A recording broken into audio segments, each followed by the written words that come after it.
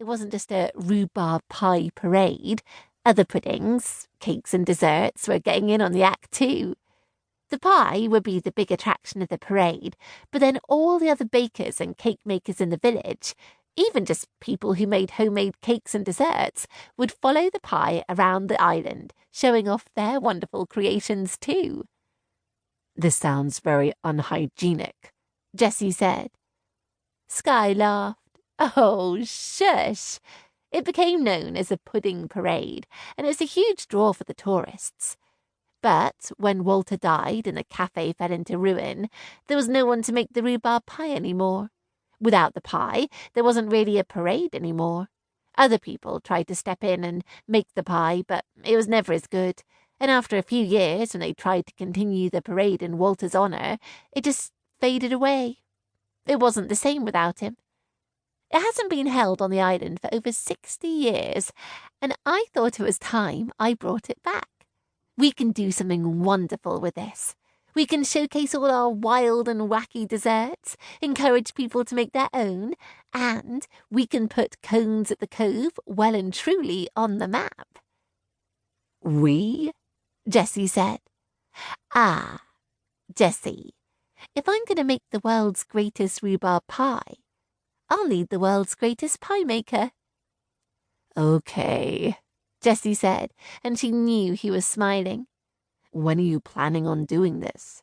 "It's always the same day, the 3rd Saturday in April." There was silence from Jessie for a moment. "That's just over 2 weeks away." "Yes, that's right."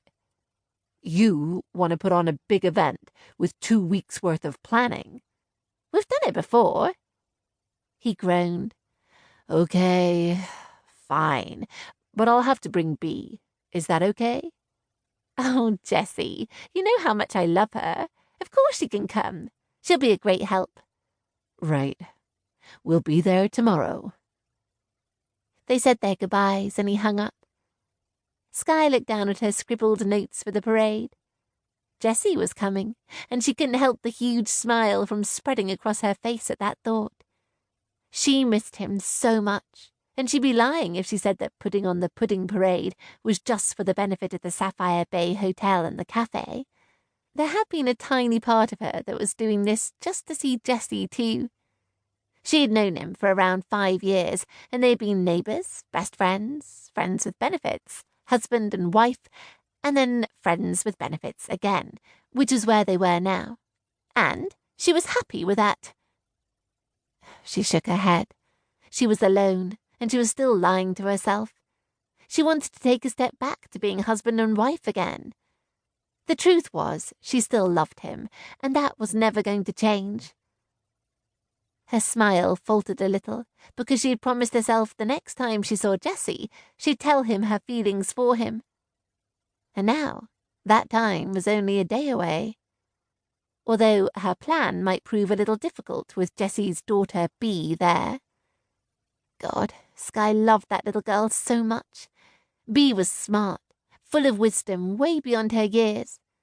She was a funny, eccentric, and brilliant little girl. Although not so little anymore, since she'd just celebrated her 12th birthday. When Skye had married Jessie, so she could stay in Canada long enough to sort out her working visa, they'd agreed to stay married for a year. That year had been the best of her entire life. She'd fallen head over heels in love with Jessie, her best friend. Their relationship had quickly escalated from friends to friends with benefits. And although she'd given up on the idea of ever having children a few years before, after 3 miscarriages, her dreams of being a mum had come true when she got to spend a year playing that role to Bee. She had adored spending every day with Bee, playing with her, talking to her, watching her learn and grow. But Jessie had made it clear it was only going to be for a year. After his ex-wife Ginny had walked out on him and Bee, he'd been adamant that he didn't ever want someone to replace her. So, although they'd shared a bed, Skye had always felt that Jessie was keeping her at arm's length. When the year was up, Jessie had sorted out the divorce and encouraged Skye to get her own place to live. The dream of being married to her best friend and being mum to his beautiful little girl had come to an end.